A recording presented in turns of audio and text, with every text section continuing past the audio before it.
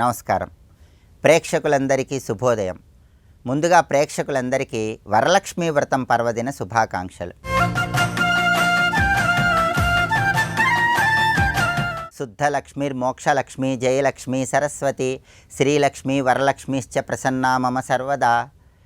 వరలక్ష్మీ వ్రతం సందర్భంగా వరలక్ష్మీదేవి సంపూర్ణమైన అనుగ్రహం కలగాలంటే ఎలాంటి ముఖ్యమైన విధి విధానాలు పాటించాలో నేటి సిరి సంపదల శ్రావణం అనే శీర్షికన పరిశీలిద్దాం. వేదం ప్రకారం 6 లక్ష్ములు ఉన్నారు. ఈ 6 లక్ష్ములలో మిగిలిన 5 లక్ష్ములు అన్నింటినీ ఇయ్యగా ఇక మిగిలిపోయినటువంటి సంపదలన్నీ కూడా మనకు అనుగ్రహించే లక్ష్మి వరలక్ష్మి. వరలక్ష్మీ వ్రతాన్ని శ్రావణ మాసంలో పౌర్ణమికి ముందు వచ్చే శుక్రవారం నిర్వహించుకోవాలి. అనివార్య కారణాల వల్ల ఇబ్బందుల వల్ల అలా నిర్వహించుకోవటం వీలు కాని పక్షంలో శ్రావణ మాసంలో వచ్చే ఏ శుక్రవారమైనా వరలక్ష్మీ వ్రతాన్ని నిర్వహించుకోవచ్చు. వరలక్ష్మీ వ్రతంలో అతి ముఖ్యమైనది తోర పూజ. దీన్నే గ్రంథి పూజ అనే పేరుతో పిలుస్తారు. 9 దారపు పోగులు తీసుకొని ఆ 9 దారపు పోగులకి 9 చోట్ల ముడులు వేసి ఆ దారపు పోగులకి ప్రత్యేకమైనటువంటి పూజను నిర్వహిస్తారు. ఆ తోరాన్ని మహిళామణులు కట్టుకుంటారు. వరలక్ష్మీ వ్రతంలో తోరం కట్టుకునేటప్పుడు మహిళలందరూ తప్పకుండా ఒక శ్లోకం చదువుకోవాలి. ఆ శ్లోకం చదువుకుంటూ తోరం కట్టుకుంటే వరలక్ష్మీదేవి సంపూర్ణమైన అనుగ్రహం కలుగుతుంది. ఆ శ్లోకం ఏంటంటే, బధ్నామి దక్షిణే హస్తే నవసూత్రం శుభప్రదం పుత్ర పౌత్రాభివృద్ధించ ఆయుష్యం దేహిమే రమే. ఇది శ్లోకం. ఈ శ్లోకంలో ఉన్న అర్థాన్ని పరిశీలిస్తే, బధ్నామి దక్షిణే హస్తే నవసూత్రం శుభప్రదం అంటే 9 దారపు పోగులు 9 చోట్ల ముడులు వేసి ఏర్పాటు చేసుకున్న ఈ తోరాన్ని బధ్నామి దక్షిణే హస్తే నా కుడి చేతికి కట్టుకుంటున్నాను. పుత్ర పౌత్రాభివృద్ధించ ఆయుష్యం దేహిమే రమే. ఈ తోరాన్ని కట్టుకొని వరలక్ష్మీ వ్రతం చేయటం వల్ల పుత్ర పౌత్రులను ఆయుష్ను నాకు అనుగ్రహించు అని వరలక్ష్మీదేవిని ప్రార్థించడమే ఈ శ్లోకంలో ఉన్న అంతరార్థం. కాబట్టి మహిళలందరూ కూడా ఈ శ్లోకం చదువుకుంటూ తోరం కట్టుకోండి. వరలక్ష్మీ వ్రతం చేసిన సంపూర్ణమైన ఫలితాన్ని చాలా అద్భుతంగా పొందవచ్చు. అలాగే వరలక్ష్మీ వ్రతం పూర్తయిన తర్వాత మహిళామణులందరూ కూడా ముత్తైదువులకు వాయినాలు ఇస్తారు. రకరకాల పదార్థాలు వాయినాలు ఇస్తారు. పూర్ణపు బూరెలు వాయినాలు ఇస్తారు. ఇలా వాయినాలు ఇచ్చేటప్పుడు కూడా ఒక ప్రత్యేకమైన శ్లోకం చదువుకుంటూ వాయినం ఇస్తే అద్భుత ఫలితాలు కలుగుతాయి. ఆ శ్లోకం ఏంటంటే, ఇందిరా ప్రతిగృహ్ణాతు ఇందిరా వై దదాతిచ ఇందిరా తారికావాభ్యాం ఇందిరాయై నమో నమః. ఇది శ్లోకం. ఇందిరా అంటే వరలక్ష్మి అని అర్థం. ఇందిరా ప్రతిగృహ్ణాతు ఇందిరా వై దదాతిచ అంటే వాయినమిచ్చే నేను వరలక్ష్మి స్వరూపం, వాయినం పుచ్చుకునే నువ్వు కూడా వరలక్ష్మి స్వరూపం. ఇందిరా తారికావాభ్యాం ఇందిరాయై నమో నమః. వాయినమిచ్చే నన్ను, వాయినం తీసుకుంటున్న నిన్ను, ఇద్దరినీ కూడా వరలక్ష్మీదేవి అనుగ్రహించాలి అని చెప్పటమే ఈ శ్లోకంలో ఉన్న అర్థం. కాబట్టి వాయినం ఇచ్చేటప్పుడు ఈ శ్లోకం చదువుకుంటూ వాయినం ఇస్తే అద్భుత ఫలితాలు కలుగుతాయి. తోరం కట్టుకునేటప్పుడు శ్లోకం చదవండి, వాయినం ఇచ్చేటప్పుడు శ్లోకం చదువుకోండి. వరలక్ష్మీదేవి సంపూర్ణమైన అనుగ్రహానికి పాత్రలు కండి. వరలక్ష్మీ వ్రతం చేసుకునే మహిళలు ఖచ్చితంగా 9 నామాలు చదువుకోవాలి. ఈ 9 నామాలు తోర పూజలో చెప్తారు. ఓం కమలాయై నమః, ఓం రమాయై నమః, ఓం లోకమాత్రే నమః, ఓం విశ్వజనన్యై నమః, ఓం విశ్వసాక్షిణ్యై నమః, ఓం క్షీరాబ్ది తనయాయై నమః, ఓం చంద్ర సహోదర్యై నమః, ఓం హరివల్లభాయై నమః, ఓం వరలక్ష్మ్యై నమః. ఈ 9 నామాలు చదువుకుంటూ ఆ తర్వాత శ్లోకం చదువుకొని తోరం కట్టుకుంటే అద్భుత ఫలితాలు కలుగుతాయి. ఈ 9 నామాలు చదువుతూ తోర పూజ చేయాలి. ఆ తర్వాత శ్లోకం చదువుకుంటూ తోరం కట్టుకోవాలి. దానివల్ల వరలక్ష్మీదేవి సంపూర్ణమైన అనుగ్రహం కలుగుతుంది. వరలక్ష్మీదేవి అనుగ్రహం కోసం వరలక్ష్మీ వ్రతం చేసుకునే మహిళలందరూ కూడా 2 ఏనుగు బొమ్మలు వరలక్ష్మీదేవికి ఇరువైపులా ఏర్పాటు చేసుకొని వరలక్ష్మీ వ్రతం చేసుకోండి. శ్రీ సూక్తంలో హస్తినాద ప్రబోధినీయం అన్నారు. అమ్మవారికి ఏనుగులంటే ప్రీతిపాత్రం. అధికార పదవులు రాజవైభవం కలగాలంటే ఏనుగు బొమ్మలు ఇరువైపులా ఉంచి వరలక్ష్మి అమ్మవారికి వరలక్ష్మీ వ్రతాన్ని నిర్వహించుకోండి. అలాగే ఆవు పాలు, వరిపిండితో వేసిన ముగ్గు, మారేడు, పద్మపుష్పము, కస్తూరి, పట్టు వస్త్రము ఇవన్నీ కూడా వరలక్ష్మీదేవికి ఎంతో ప్రీతిపాత్రం. అందుకే మామిడి తోరణం అంటే ఇష్టం కాబట్టి గుమ్మానికి మామిడి తోరణాలు కట్టుకోవాలి. పట్టు వస్త్రాలు ధరించి పూజ చేసుకోవాలి. మారేడు దళాలతో పూజ చేయాలి. పద్మపుష్పాలతో పూజ చేయాలి.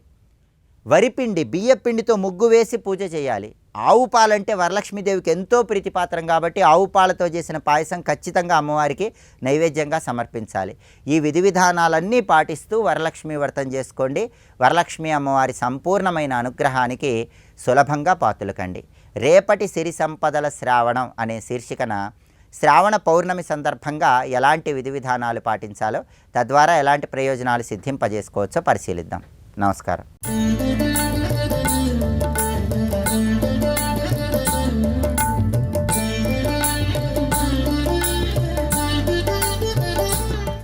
మాతర్నమామి కమలే కమలాయతాక్షి శ్రీవిష్ణుహృత్కమలవాసిని విశ్వమాతః క్షీరోదజే కమలకోమలగర్భగౌరి లక్ష్మీ ప్రసీద సతతం నమతాం శరణ్యే.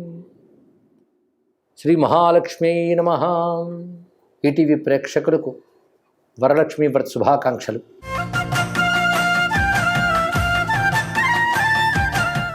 శ్రావణ మాసంలో పూర్ణిమ ముందు వచ్చే శుక్రవారాన్ని వరలక్ష్మీ వ్రతంగా నిర్వహించాలి అని పురాణములు చెప్తున్న అంశం. దాన్ని అనుసరిస్తూ తరతరాలుగా వరలక్ష్మీ వ్రతాన్ని అత్యంత శ్రద్ధాభక్తులతో స్త్రీమూర్తులందరూ ఆచరిస్తూ ఉంటారు. అసలు శ్రావణ మాసం వచ్చిందంటేనే భూమికి ఒక ఆర్ద్రత వస్తుంది.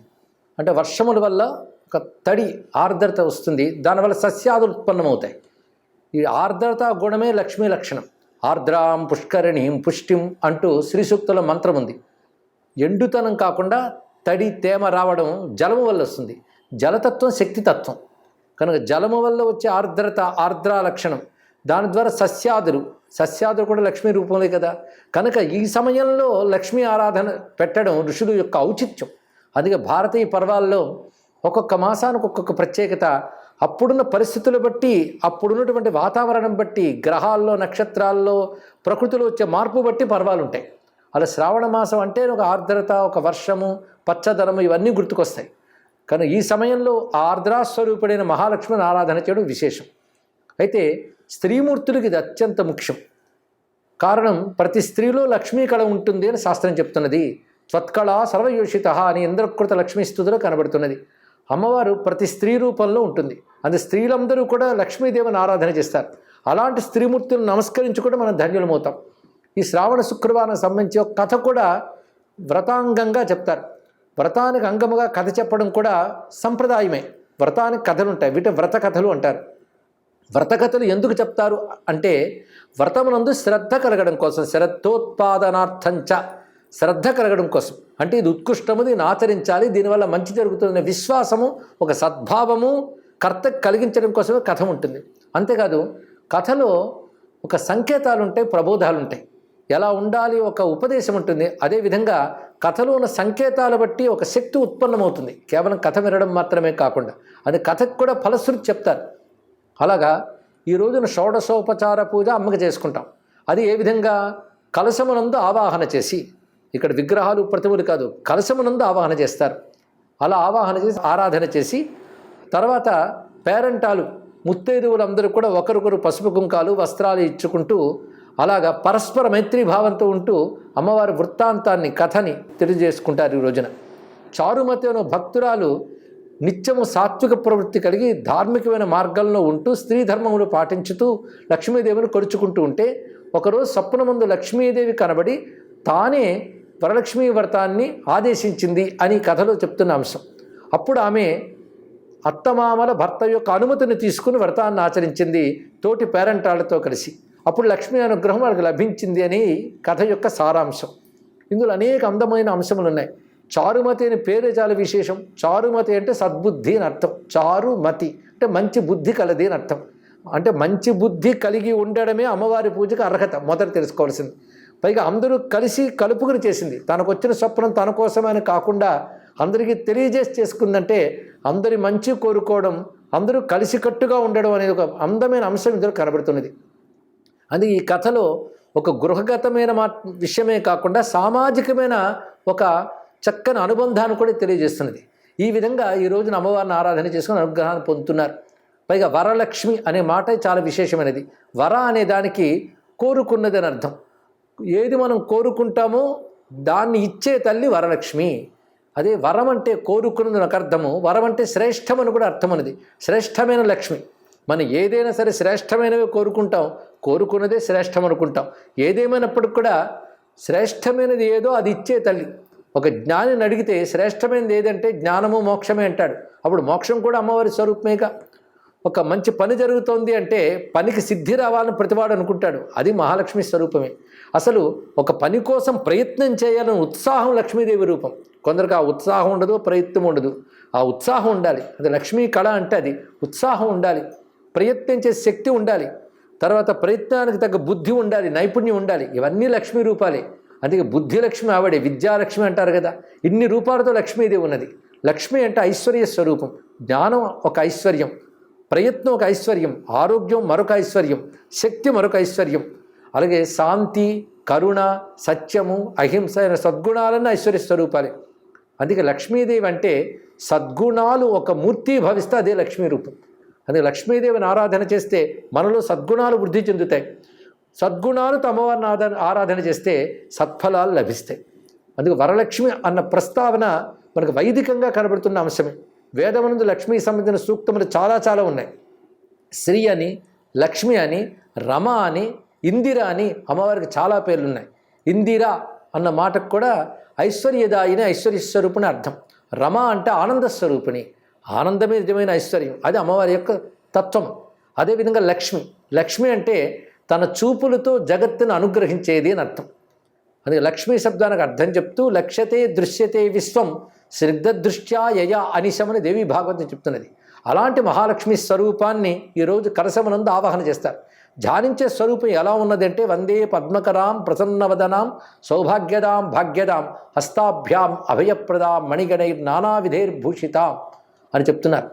అంటే ఆ స్వరూపం ఎలా ఉన్నదంటే బంగారు కాంతులతో అమ్మ ప్రకాశిస్తున్నది, 4 చేతులతో ఉన్నది, పై 2 చేతుల్లో పద్మమును దాల్చి క్రింది 2 చేతుల్లోనూ వరద అభయ ముద్రలు ధరించున్నది.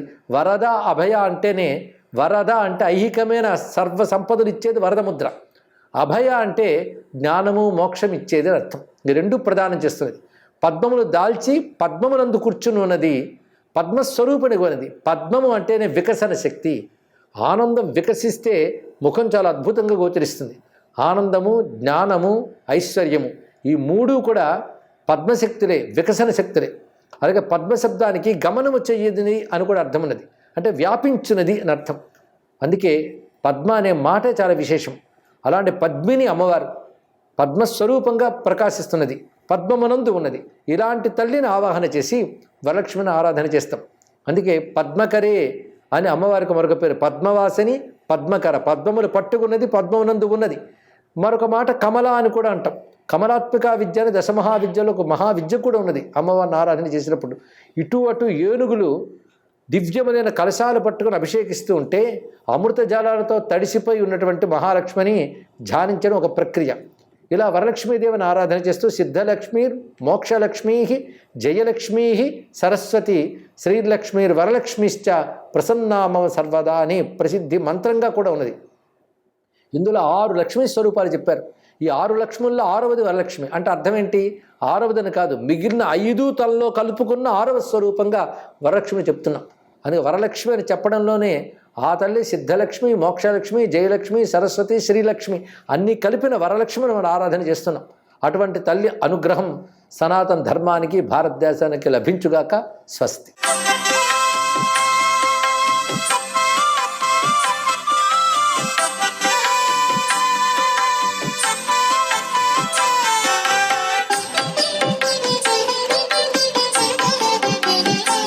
ఓం నమో నారాయణాయ. శ్రీ మహాలక్ష్మీ నమః. ఓం నమః శివాయ. శ్రీమాత్రే నమః. ఈరోజు వరలక్ష్మీ వ్రతం. ఈటీవీ ప్రేక్షకులందరికీ వరలక్ష్మీ వ్రత శుభాకాంక్షలు.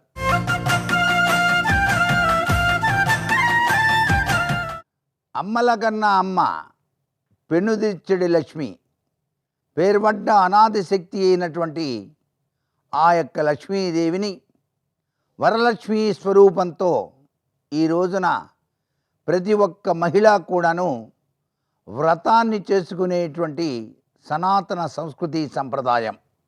ఆ తల్లిని ప్రార్థన చేస్తూ వివిధ రకాలైనటువంటి పిండి వంటలు వండి ఆ తల్లికి నైవేద్యంగా సమర్పించి వరలక్ష్మీ వ్రత కథను చక్కగా ఆలకించి ఆ యొక్క విధి విధాన రీత్యా ఆచరించేటువంటి తవరములను చక్కగా తమ చేతులకు కట్టుకొని వరలక్ష్మీదేవి చుట్టూతా కూడా ప్రదక్షిణం చేసేటువంటి సనాతన సంస్కృతి సంప్రదాయ లక్షణం ఈ వరలక్ష్మీ వ్రతంలో చాలా విశేషకరమైన ప్రభావాన్ని మనకు ప్రసరింపజేస్తూ ఉంది.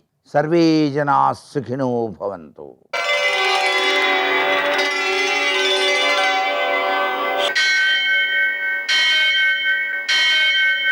सहस्रशीर्षं देवं विश्वाक्षं विश्वशम्भुवं विश्वं नारायणं देवमक्षरं परमं पदं विश्वतः परमां नित्यं विश्वं नारायणगुं हरिं विश्वमेवेदं पुरुषस्तद्विश्वमुपजीवति पतिं विश्वस्यात्मेश्वरगुं शाश्वतगुं शिवमच्युतं नारायणं महाज्ञेयं विश्वात्मानं परायणम् सूर्यशौर्यमथेन्दुरिन्द्रपदवी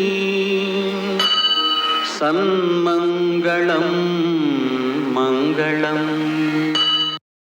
లక్ష్మీం క్షీరసముద్రరాజతనయాం శ్రీరంగధామేశ్వరీం దాసీభూతసమస్తదేవవనితాం లోకైకదీపాంకురాం శ్రీమన్మందగడాక్షలబ్ధవిభవ బ్రహ్మేంద్ర గంగాధరాం త్వాం త్రైలోక్యకుటుంబినీం సరసిజాం వందే ముకుందప్రియాం.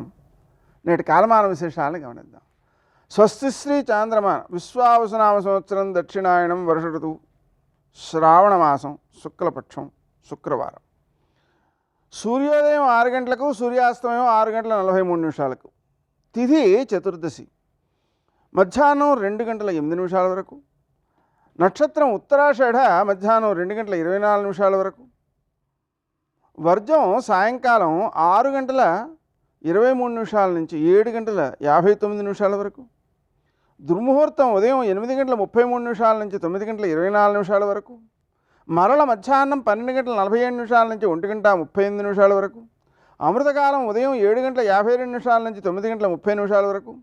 మరల రాత్రి 3 గంటల 57 నిమిషాల నుంచి 5 గంటల 33 నిమిషాల వరకు. రాహుకాలం శుక్రవారం కాబట్టి ఉదయం 10:30 నుంచి 12 గంటల వరకు. శుభప్రదమైన సమయం మధ్యాహ్నం 2 గంటలకి. నేటి విశేషం శుక్రవారం. శ్రావణ మాసంలో పూర్ణిమకు ముందున్న శుక్రవారం కాబట్టి ఈరోజు వరలక్ష్మి వ్రతం. ఈటీవీ ప్రేక్షకులకు వరలక్ష్మి వ్రతం సందర్భంగా శుభాకాంక్షలు. ఈరోజు వరలక్ష్మి అంటే ఏమిటో మనం అర్థం చేసుకుందాం. వర అంటే శ్రేష్టమైన అని అర్థం. సామాన్యంగా తక్కువ ఖర్చుతో వస్తున్నాయనేటువంటి భావంతో నాసిరకం వస్తువులను కొనుక్కోవడం సామాన్యమైన మానసిక స్థితిలో ఉంటుంటుంది. ఆ కారణంగా ఆ నాసిరకం వస్తువులు ఇంటికి వచ్చిన తర్వాత పాడైపోతే వాటిని చూస్తూ బాధపడాలే తప్ప ప్రయోజనం లేదు. అందువలన ఉత్తమమైనటువంటి వస్తువులను సేకరించేటువంటి స్వభావం, ఆ తెలివితేటలు ఉన్నట్లయితే మనం సర్వోత్తమంగా అన్ని సందర్భాల్లోనూ సుఖంగా ఆనందంగా ఉండగలుగుతాం. పాడైపోయినటువంటి పదార్థాలను చూసి బాధపడాలి, అనుభవించలేము, పడేయలేము. అంటే బాధ కొనుక్కుంటున్నాం అన్నమాట. అందుకని ఈ వరలక్ష్మి ఏంటంటే శ్రేష్టమైనటువంటి వస్తువులను అందించే లక్ష్మి కాబట్టి పిల్లలైనా భర్త అయినా, భర్త మరి వివాహం అయింది కదండి అంటే భర్త శ్రేష్ఠుడిగా తయారవుతాడు. అలాగా సిద్ధలక్ష్మీ మోక్షలక్ష్మీ వరలక్ష్మీ సరస్వతి జ్ఞానం కూడా అన్నమాట. శ్రీర్లక్ష్మీర్వరలక్ష్మీశ్చ ప్రసన్నా మమ సర్వదా. కాబట్టి ఆమెను ఆరాధించుకోవడం ద్వారా సకల శుభములు సౌభాగ్యములు చేకూరుతాయి. అలాగనే ఈరోజు భార్గవ రాకావ్రతం. ఇది చాలా ఉత్తమమైనటువంటి సమయం అన్నమాట. ఒక స్నానం చేసిన, ఒక దానం చేసిన, ఒక స్తోత్రాన్ని శ్రద్ధగా పఠించిన అక్షయమైన ఫలితాలు సిద్ధిస్తాయి. అందులోనూ శుక్రవారం కాబట్టి మనం లక్ష్మీ అష్టోత్తర శతనామ స్తోత్రాన్ని 108 సార్లు పారాయణ చేయడం, లక్ష్మీ హృదయం 5 సార్లు పారాయణ చేయడం, కనకధారాస్తవం 3 సార్లు పారాయణ చేయడం, ఇవి అమ్మవారి యొక్క అనుగ్రహాన్ని కలగజేస్తాయి. అలాగనే ఈరోజు శివ పవిత్రారోపణ అంటే శివునకు పవిత్రోత్సవం చేస్తారన్నమాట. దీన్ని మనం దర్శించడం ద్వారా సంవత్సర కాలంలో చేసేటువంటి పూజా లోపములను పూరించుకోగలుగుతాం.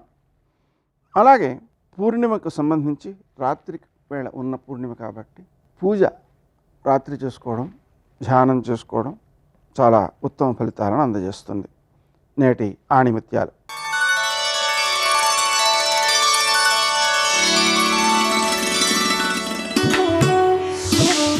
అందమైన జీవితం వెతికితే దొరకదు, మనం నిర్మిస్తే తయారవుతుంది.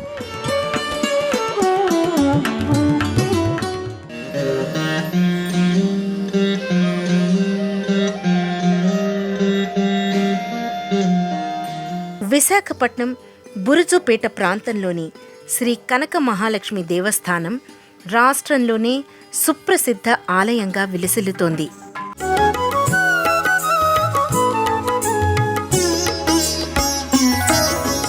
విశాఖలోని కనక మహాలక్ష్మి భక్తుల కొంగు బంగారం. తాము వీసమెత్తు బంగారం కొనుక్కున్నా, ఆస్తిపాస్తులు కలిసొచ్చినా, ఉద్యోగం దొరికినా, పెళ్లి సంబంధం కుదిరినా, సంతానం కలిగినా అదంతా కనక మహాలక్ష్మి అనుగ్రహంగానే ఈ ప్రాంతవాసులు భావిస్తారు. ఈ భక్తి భావన అమ్మ పట్ల వారికున్న ప్రగాఢమైన అచంచలమైన విశ్వాసాన్ని వెల్లడిస్తుంది.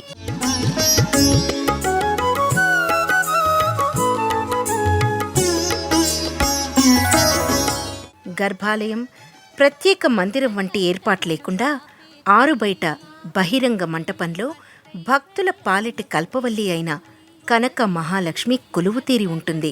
అమ్మవారికి ఆలయ గోపురాలు నిర్మించే సంప్రదాయం ఇక్కడ లేనందున అమ్మవారి నెలవకు ముందు అనివెట్టి మంటపం ఉంటుంది.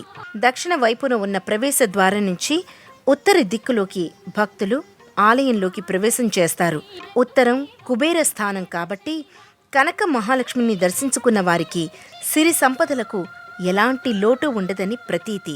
రజత కవచాలంకృతగా పద్మపాణిగా అమ్మవారు దర్శనమిస్తుంది. వర్ణ వర్గ విచక్షణలేవీ లేకుండా అమ్మవారికి భక్తులు స్వయంగా పూజలు, అభిషేకాల్ని నిర్వహించుకునే వెసులుబాటు ఇక్కడ ఉంది.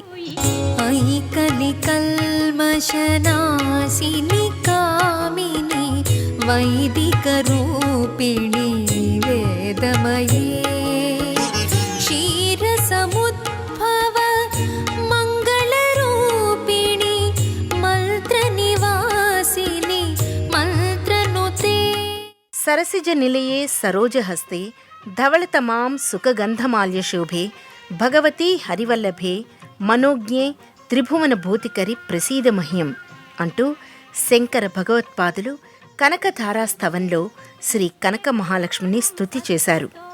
ఇంతటి విశిష్టమైన కనక మహాలక్ష్మి అమ్మవారి దర్శనం భక్తులందరూ సకల సన్మంగళదాయకంగా భావన చేస్తారు. సుమనసవందిత సుందరి మాధవి చంద్ర సహోదరి హేమమయే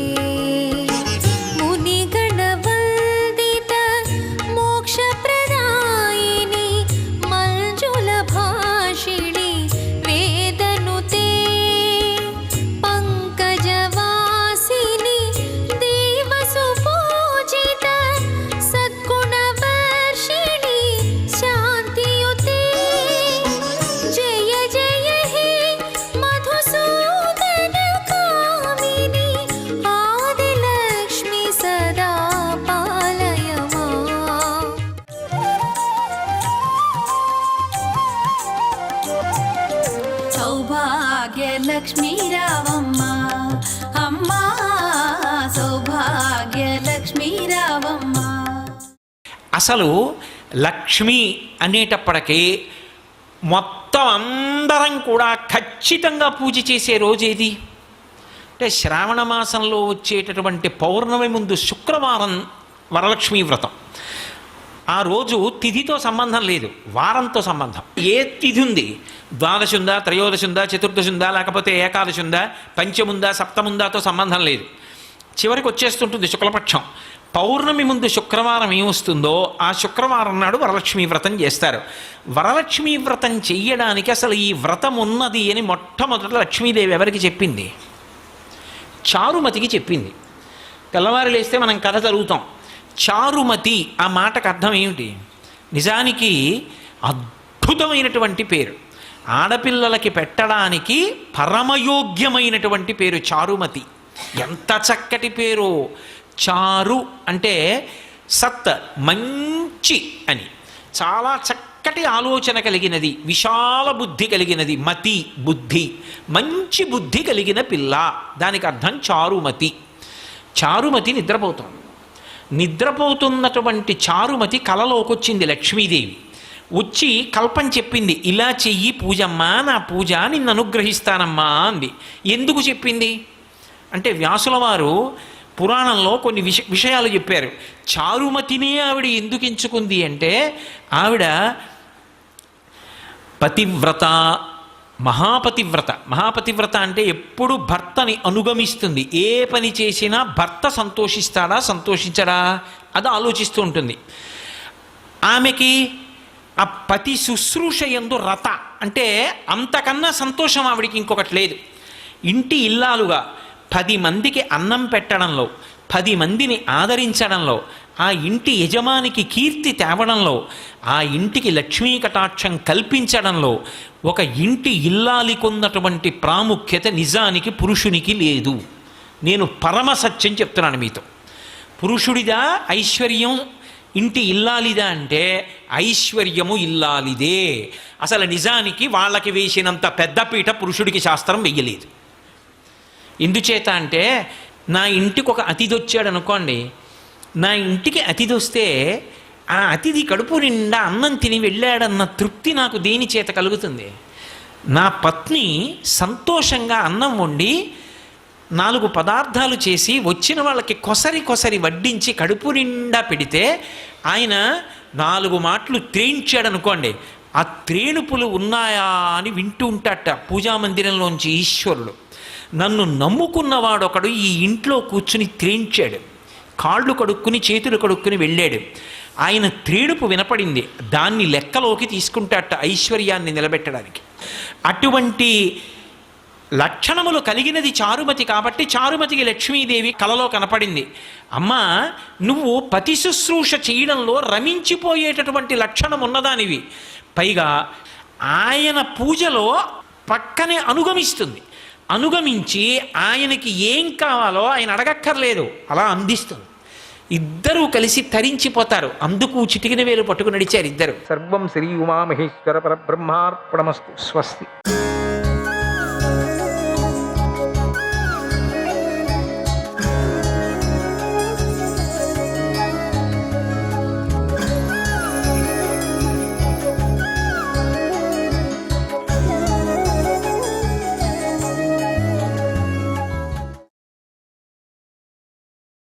అదే సమయానికి సాంబుడు పెట్టరేగిపోయి వజ్రనాభ సునాభులను వారితో ఉన్నటువంటి సేనా సమూహాన్ని చిత్తు చేశాడు.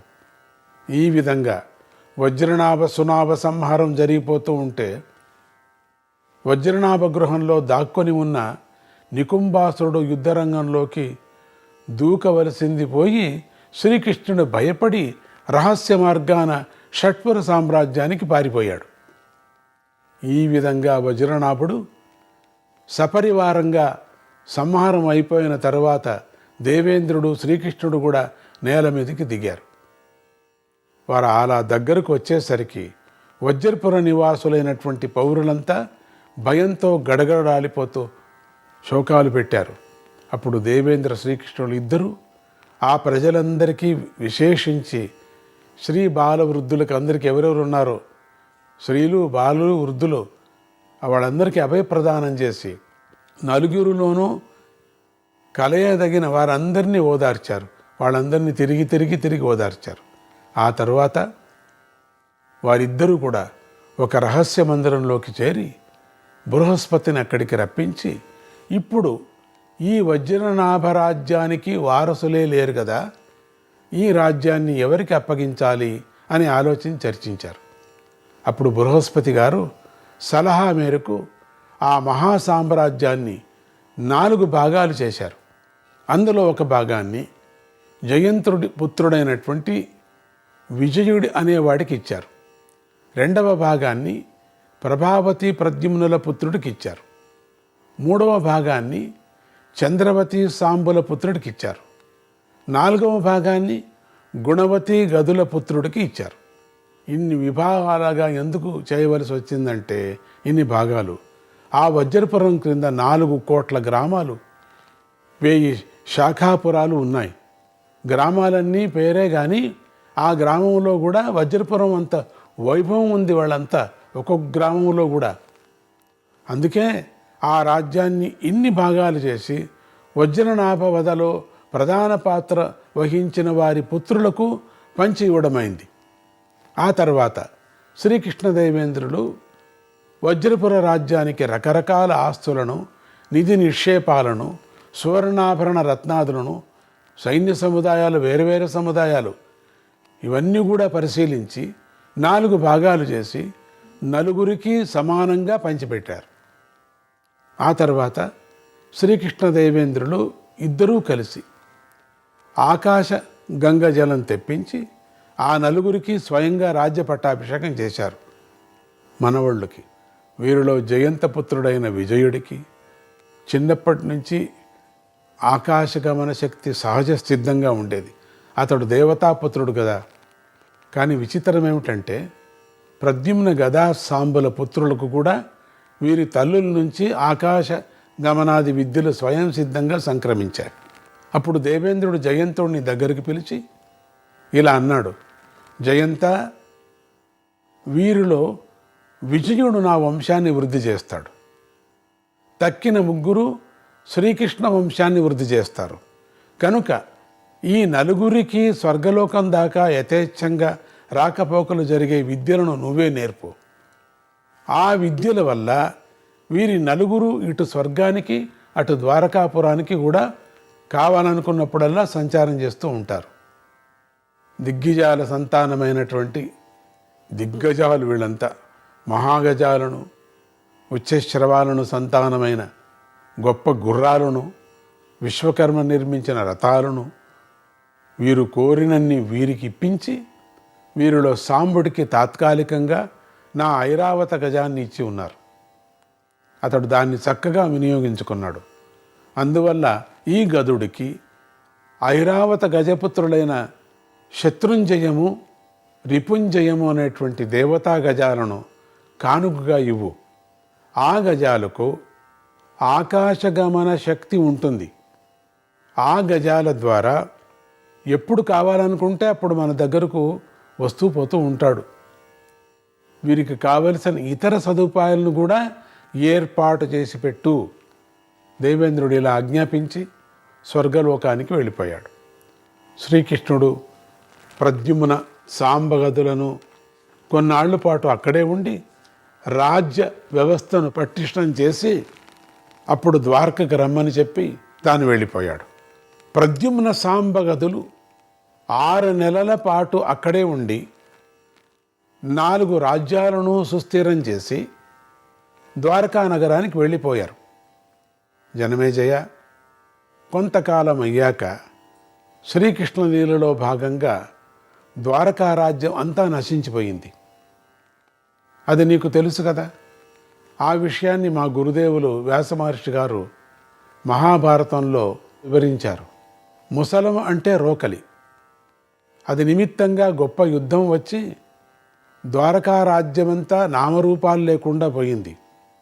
కానీ శ్రీకృష్ణ ఆజ్ఞ వల్ల ప్రద్యుమ్న గదా సాంబులు 3 ఆ కల్లోలంలో నుంచి బయటపడి మేరు పర్వతానికి ఉత్తరంగా ఉన్న వజ్రపురానికి చేరి అక్కడే చాలా సంవత్సరాలు ఉండిపోయారు. ప్రస్తుతానికి వారు ఇంకా అక్కడే ఉన్నారు. ఇక కొన్నాళ్ళకి వారు అక్కడే తపోవనాలకు వెళ్ళి తమ తపోబలం వల్ల స్వర్గలోకానికి వెళ్ళిపోతున్నారు. ధన్యం యశస్య మాయుష్యం శత్రునాశనమేవ చ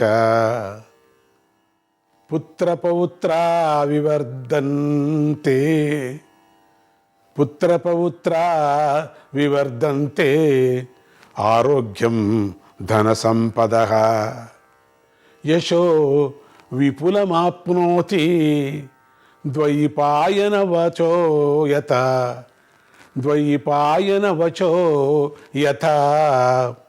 జనమేజయ, ఈ ప్రద్యుమ్న చరిత్ర పరమ పవిత్రమైనది.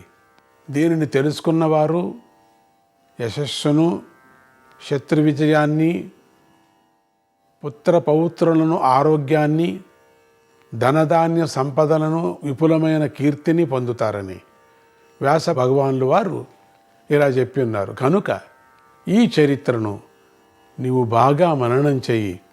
వైశంపాయనుడు తన కథనాన్ని ఇలా కొనసాగించాడు.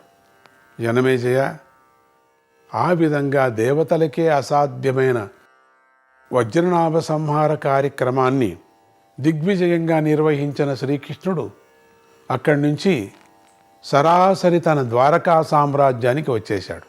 అదే సమయానికి దేవలోకములో దేవేంద్రుడు మనకు ఇంతటి మహోపకారం చేసినటువంటి శ్రీకృష్ణుడి మనం కృతజ్ఞతలు చెప్పుకోవడం ఎలా, మనం ఆయనకు ఏమి కానుక ఇవ్వగలం అని ఆలోచించి దేవశిల్పి అయిన విశ్వకర్మను పిలిచాడు. పిలిచి ఇలా అన్నాడు, ఓ దేవశిల్పి, పూర్వం నువ్వు శ్రీకృష్ణుడి ప్రీతి కోసం ద్వారకాపుర నిర్మాణం చేసి ఇచ్చావు కదా. ఇప్పుడు నువ్వు ఆ నగరాన్ని మరింత సుందరంగా తీర్చిదిద్దాలి. స్వర్గలోకంలోని మన అమరావతిపురాన్ని పరిశీలించు. ఇక్కడ అమరావతి లాగానే భూలోకంలోని ద్వారకా నగరం సాటిలేని సుందరంగానూ మారాలి. ఏం చేయాలో నువ్వే ఆలోచించుకో అన్నాడు ఇంద్రుడు. ఈ ఆజ్ఞకు విశ్వకర్మ చాలా సంతోషించి ద్వారకా నగరపు రూపురేఖలే మార్చివేశాడు. ద్వారకా నగరం అనేది సముద్ర మధ్యలో ఒక ద్వీపం. దాని వైశాల్యం సుమారుగా 192 యోజనాలు, అనగా సుమారుగా 19,000 మైళ్ళు. ఆ ద్వారకా పట్టణానికి తూర్పు దిక్కున రైవతము అనే పర్వతం ఉంది. దక్షిణ దిక్కున లతావేష్టం అనే పర్వతం ఉంది. పశ్చిమ దిక్కున సుకక్షము అనేటువంటి పర్వతం ఉంది. ఉత్తర దిక్కున వేణుమంతము అనేటువంటి పర్వతం ఉంది. విశ్వకర్మ ఈ 4 పర్వతాలకు చుట్టూత ఒక్కొక్క దానికి 4 చొప్పున 16 ఉద్యానవనాలను రూపొందించాడు.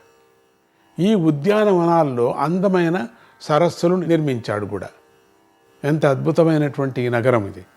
ఈ నగరంలో 8,000 రథాలను, దానికి తగ్గట్టుగా సారథులను, అశ్వాలను, గజాలను, వారికి కావలసిన నివాస భవనాలను రూపొందించాడు.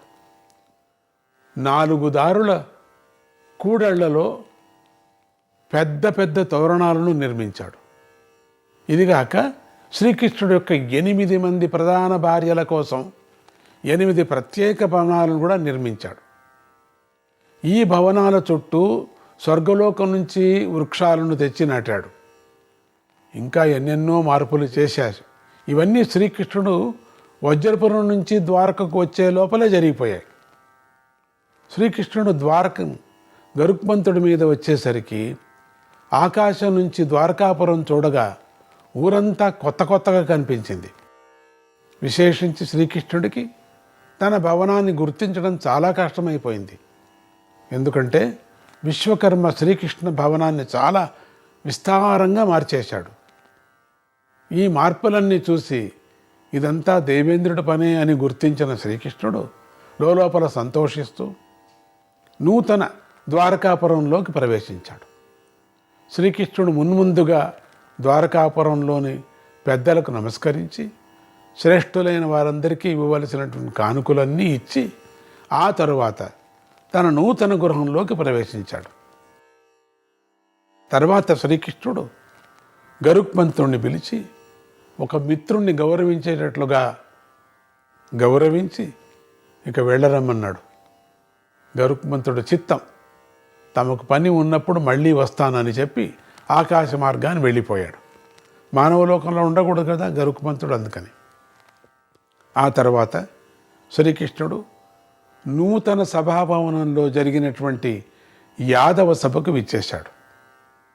ఆ సభలో కూడా శ్రీకృష్ణుడు అక్కడ పెద్దలందరినీ గౌరవించి ఇటీవలి కాలంలో తాను చేసిన నరక సంహారము, వజ్రనాభ సంహారము మొదలైనటువంటి ఘనకార్యాలన్నీ మీ అందరి ఆశీస్సులతోనే జరిగాయని చెప్పి వారందరికీ నమస్కరించాడు.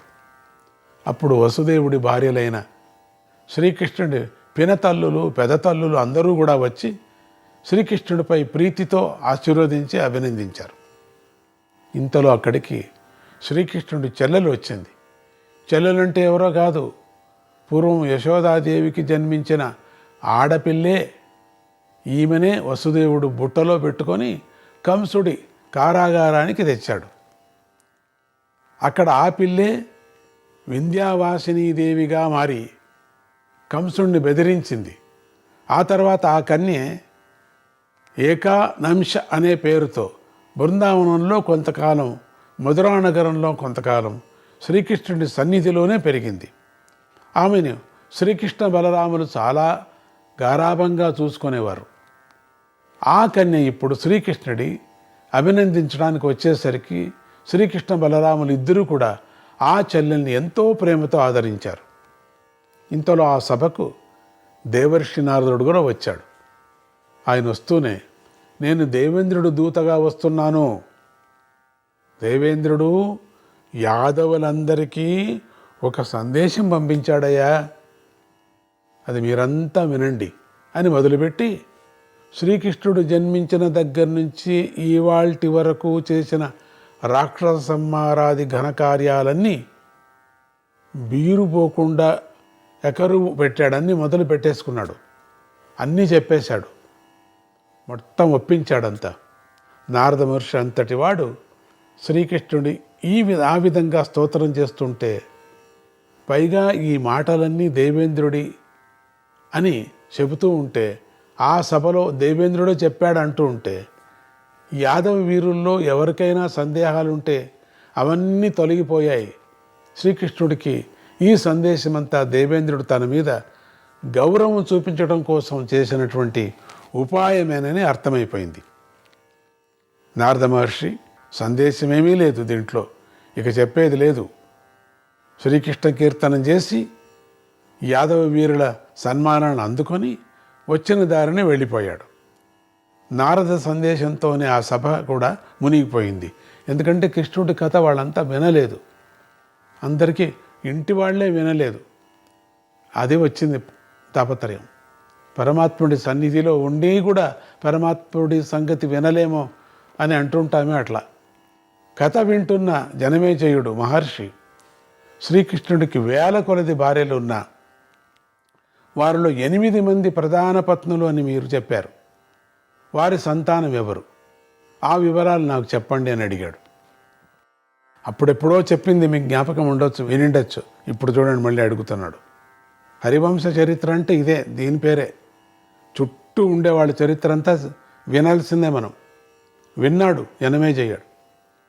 వైశంపాయనుడు తన కథనాన్ని ఇలా కొనసాగించాడు. జనమేజయ మహారాజా, నీకు పూర్వమే చెప్పినట్లుగా శ్రీకృష్ణుడికి అష్టమహిషులే కాక ఇంకా చాలామంది ప్రియపత్నులు ఉన్నారు. వారిలో కొందరి సంతానాన్ని వివరిస్తాను విను. వీరిలో రుక్మిణీదేవికి ప్రద్యుమ్నుడు, చారుదేష్ణుడు, చారుభద్రుడు, చారుగర్భుడు, సుదేష్ణుడు, ద్రుముడు, సుషేణుడు, చారునింద్రుడు, చారుబాహుడు అనేటువంటి 10 మంది పుత్రులు. వీరందరూ మహావీరులే. వీరిలో ప్రద్యుమ్నుడు సాంబరాసురుని సంహరించాడు. ఈ సోదరుల అందరికీ ఒక చెల్లెలు కూడా ఉంది. ఆమె పేరు చారుమతి. నారాయణ నారాయణ, హరే కృష్ణ.